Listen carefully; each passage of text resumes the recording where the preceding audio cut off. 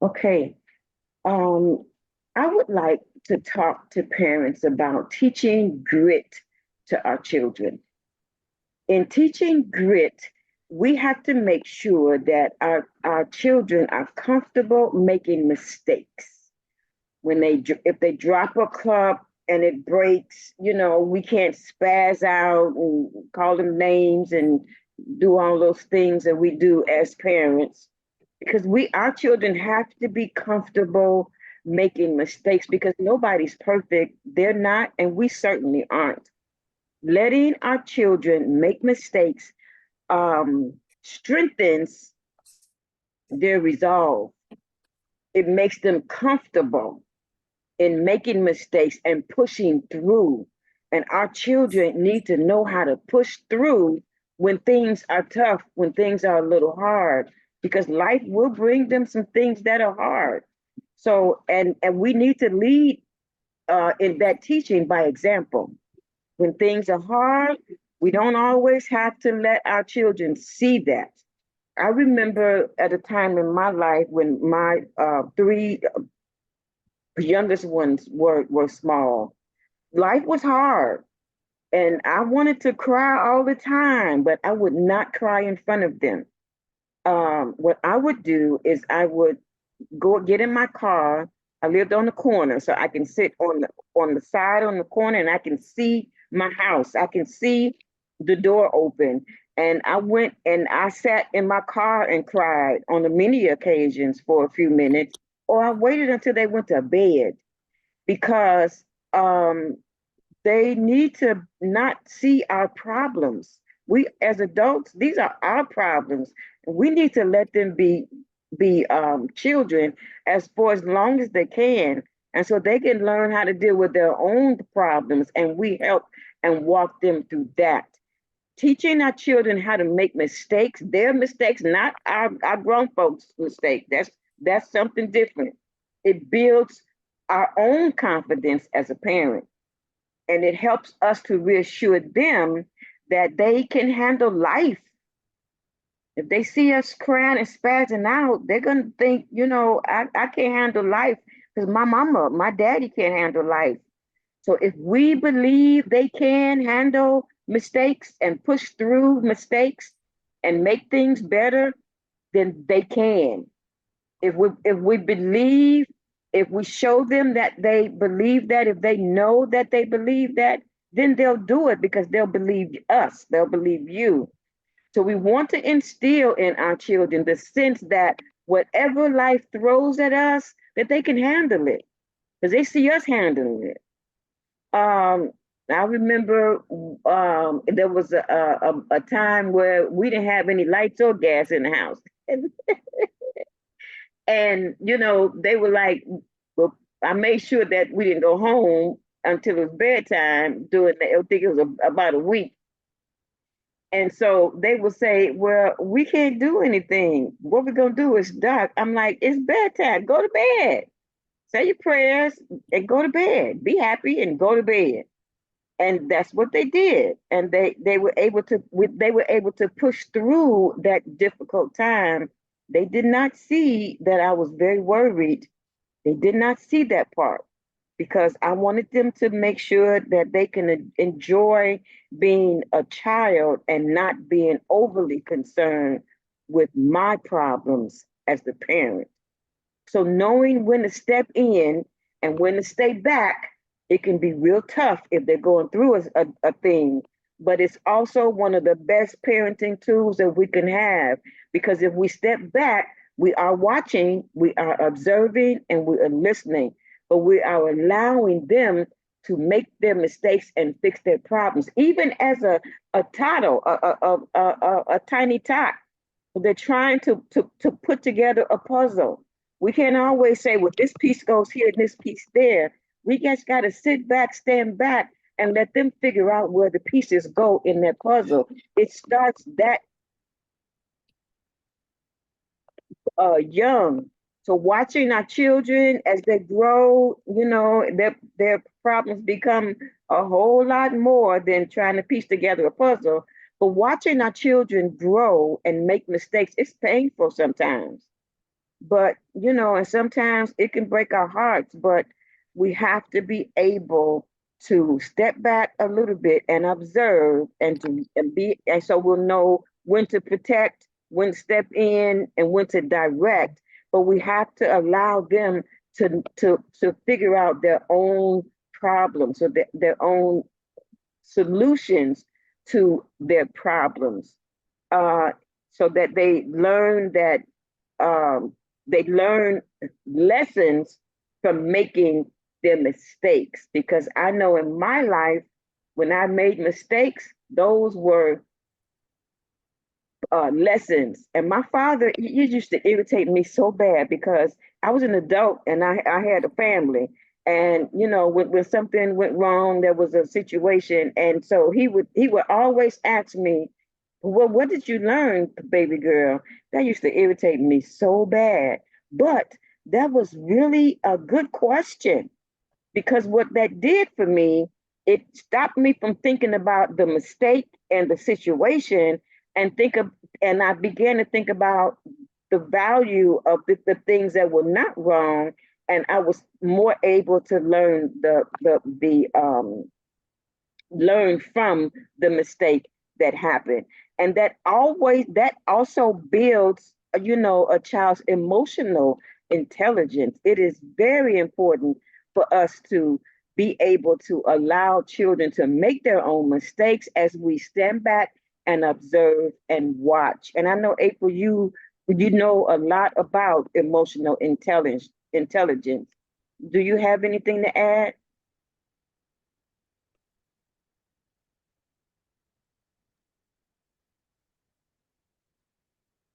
Well, you said so much, and it almost seemed like you covered everything. We're gonna come back to me. Okay. Aquila or Jamila?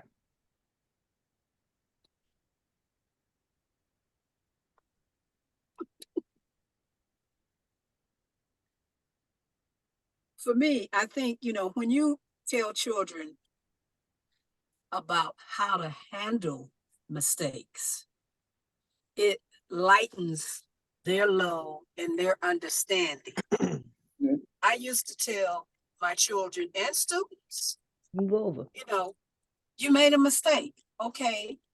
Are you suffering from it? Did anybody lose their hand? Did somebody stop eating? Did the world come? If no is the answer to all those questions, it's not a big deal. We can start again. Okay. That's one of the reasons I used to love science, because I can make a mistake and I can start again. Because it's trial and error. You make a mistake, you do it again. You keep trying till you get the results that you're really looking for. And that's what kids have to understand. Okay. Yeah, we'll make a mistake. I taught students how to juggle. And the reason I taught them is because they were making such a big deal about making mistakes. And guess what? Till you learn how to juggle, you're going to drop some balls. That's why we use plastic balls as opposed to me teaching you how to juggle with eggs. Big deal. Ain't no big mess. But if I teach you how to juggle with eggs, we're going to have a mess. When I think about grit, and you talk about grit, Michelle, and as a parent, when I think about what does that look like, what does that mean? Grit, I think as parents, we come fortified with that, and not really probably being able to identify it in those terms of grit, which means to be passionate and to be and to persevere and no matter what it looks like, to move through it. And so parents, I think we probably need to be conscious of that word so that we can really make sure that we're using it properly and we're applying it properly. And then we give it to our children, and let them know, grit, persevere. When something is hard, you stick with it and you get through the other side. one, like I said, one of my grandsons who's not doing well and with fractions. Well, let's go back to the fundamentals of practice of fractions. And that's what he hates most is to do timetables. But that shows grit when you can move through something that you really do not want to do, but you do it because you know the outcomes are going to be desirable. So parents, embrace grit because you live it. We live it every day. We just don't identify it in those terms. And it would be good if we did so that we can pass it on to our children. Yeah. Exactly. Grit is about perseverance, is Yeah. about being tough and strong and toughening it out through it all. Emotional intelligence is about mastering your emotions so that Mhm. you're not thinking with your emotions, you're not acting and reacting with your emotions. Emotions are very necessary, but they also need to be controlled rather than they control you. Grit is something else, and that is your toughness and your perseverance, as the sister said. So we do need all of that, and parents definitely need to teach their children grit and perseverance. For example, um, currently the trend is that everyone gets an award. Yes, that's not good. The trend is you graduate from kindergarten, Yeah. you graduate from levels too soon. Yes. Actually, children are actually being pushed forward Yeah. in levels because of their age and because someone didn't want to take the time to make sure that they learned certain things, or perhaps there wasn't a parent teacher communication, quality communication in order to help that child to grow and learn and move forward. Mhm. So parents teaching with grit and modeling grit is very necessary for our children. Very Yeah. helpful. Good Yeah. point.